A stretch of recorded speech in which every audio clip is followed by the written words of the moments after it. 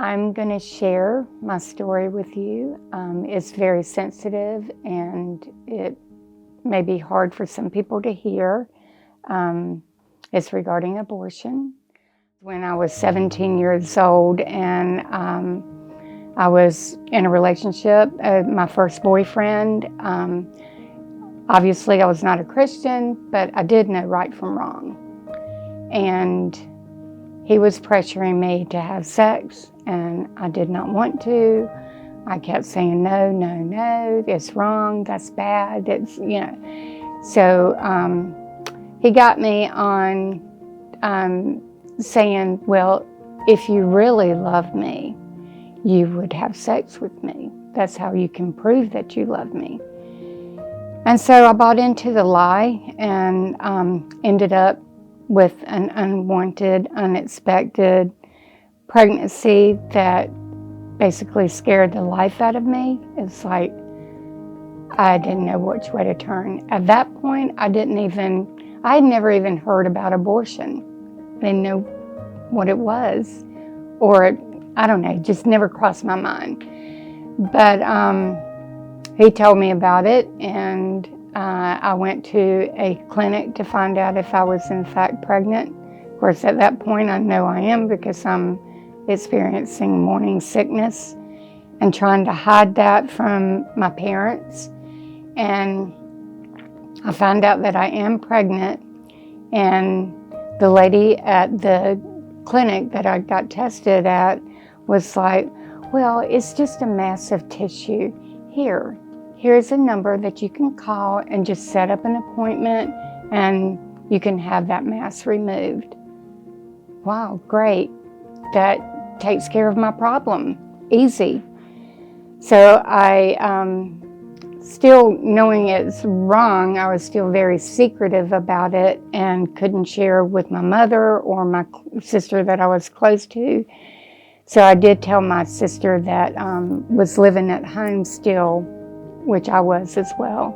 And she and her boyfriend and my boyfriend took me to Charlotte to the clinic, abortion clinic. I go in there and I'm told that this is just very simple. It will only take a few minutes. You might experience a little cramping, and if it gets bad, if it hurts, just squeeze my hand. It'll be all right. Well, there was another lie. The pain was so excruciating. And as I look back on this, it's like no wonder the vacuum, if you will, that they use is so loud because it drowns out the sounds of women crying and screaming. I passed out from the pain and didn't remember anything until I got into the car to leave. And this overwhelming sense of death just crushed my heart. I died. I didn't even, at that point, relate it to what I had done to a baby. It's just something in me died. And so I decided, okay, the problem is solved. I can just forget it. I stuffed it in the very back depths of my heart, shut the door to that closet and locked the door and threw away the key. And it stayed there for 10 years and never breathed a word of it to a soul, not even myself. And at this point, I was married, had my first child, my daughter. Her name is Michelle. And interestingly, when she was 2 years old, I decided just haphazardly, she really needs to be in church. I was, in my childhood, we were dropped off at church and picked up later. never meant anything to me. So I thought, my daughter, she's 2 years old. She needs to be in church. So I didn't go there because I needed to be in church. I just went there because she did. But God had a different plan. So when I go in there and listen to the message, and it wasn't even that, it was God grabbed my heart. I was not looking for Him, but He chose me. I had nothing to do with my salvation. It was all God. And it radically changed my life from that moment on. I was in the church every time the doors opened. I got very involved. I raised my child there, and it was just wonderful. After about, I would say between 6 months and 8 months, still being a very young Christian, our church was doing similar to what churches do once a year or whatever, and doing a series on leading up to some pro-life event. And so I'm sitting in there listening to these sermons all the time thinking, well, I know that's what they're doing, but God forgives me for, at that point I had never even confessed it to God and asked for specific forgiveness over the abortion, because in my mind I'm thinking, well, of course God forgives me for everything. I don't need to specify, but that was the only thing that I didn't take to God. So at the end of the series, the pastor stands up there and is talking about God's forgiveness and just telling the congregation, if you've done this in your past, God forgives you. If you've been into alcohol or drugs, God forgives you. And then at the end, the very last statement was, and for those women that have had an abortion, God forgives you. And at that moment, something just happened in my heart. I didn't understand. I'm like, what was that? Later realizing that was the Holy Spirit convicting me. And I didn't think anything about it. I was looking forward to going home that afternoon because it was the first time in many months that I was going to have a free afternoon without my 2-year-old. Sorry if that offends anybody, but I was looking forward to being alone and doing what I wanted to do and watching on TV what I wanted to watch.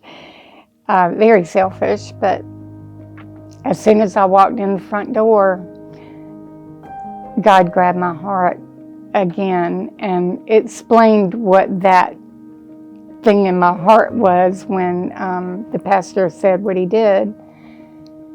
And basically, it was like a whispering or whatever, he was telling me that I sensed that he was communicating to me that the pastor standing up there telling women that have had an abortion, God forgives them, was not enough. And he wanted a woman to stand up there and say that. And he wanted it to be a woman that had had an abortion. And he says, and I choose you. Now you're going to see the real me, because I was like, no, you don't. You can't choose me. I will not do that. I can't. These people like me. They love me. They think I'm a good person, a good Christian. I can't do that. And I just really struggled and fought with God to the point that I'm on my face on the floor, kicking and screaming, honestly. And I'm like, don't you remember Pastor so-and-so saying an eye for an eye and a tooth for a tooth? I said, they'll kill me. They won't like me. They'll kick me out of the church. I can't tell them. Well, I wrestled with God for a little while. It didn't take long. I surrendered, and within the week, I went and talked to the very pastor that had said an eye for an eye and a tooth for a tooth. And I told him and confessed and repented, confessed, and I was just loved. And he was like, Lee, we've got this event coming up. He said, there's an informational meeting on Friday night. Would you prayerfully consider coming to that and sharing your story? And I'm like, okay, all right. So I go and share my story at this informational meeting, and in the meeting there was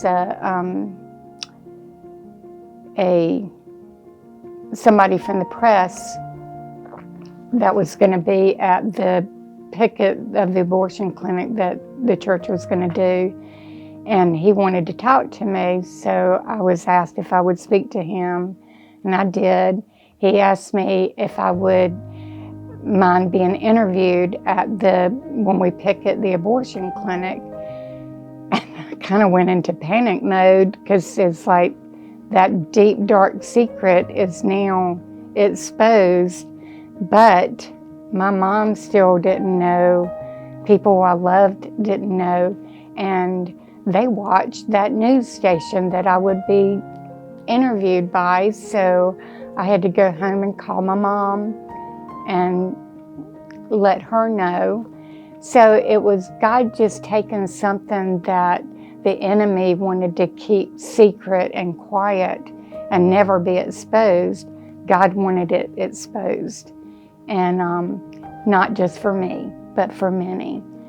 And so I did that, and eventually I just got very, very involved in the pro-life movement, and I just experienced God's mercy, His forgiveness and love, and it totally took away the guilt and the shame of it's like it doesn't bother me. I love sharing my story because I know it helps others.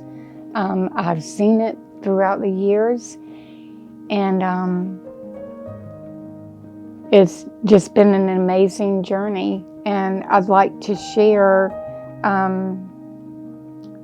a few scriptures that means a great deal to me. Matthew 10:26 and 27 says, this one has to do with me going and confessing to the pastor. Therefore, do not fear them, for there is nothing concealed that will not be revealed, and hidden that will not be made known. What I tell you in the darkness, speak in the light. And what you hear whispered in your ear, proclaim upon the housetops. And do not fear those who will kill you. And I laughed because I thought, it's like, they're going to kill me, Lord. I can't tell them.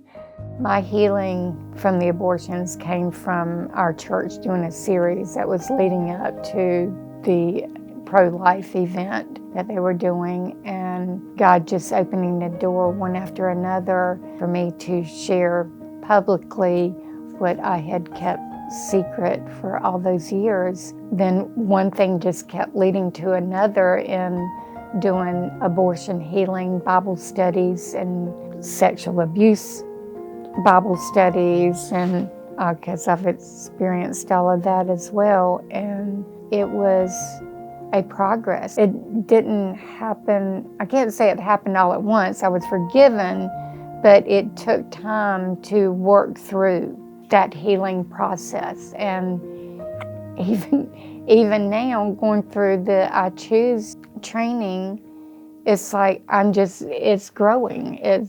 And I believe it will until before Jesus, before the throne of God, that He'll continue His work.